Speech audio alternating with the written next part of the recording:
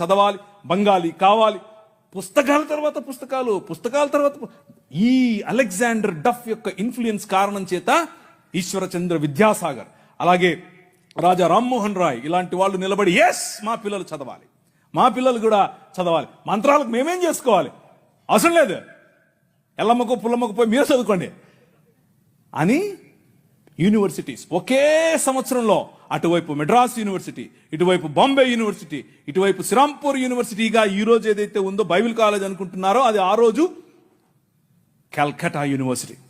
3 యూనివర్సిటీలు స్థాపించటానికి వెనకుండి పనిచేసింది ఈ అలెగ్జాండర్ డఫ్. ఈయన ప్రభావం, ఈయన ఇన్ఫ్లుయెన్స్ కారణం చేత మెకాలే అనే ఒక వ్యక్తిని ఈ దేశానికి పంపించారు. పోయి చూసి రాపో బాబు, అసలు చదువు అవసరమా లేదా. ఆయన ఇచ్చినటువంటి నివేదిక, అందరూ చదవాలి. ఇంతమంది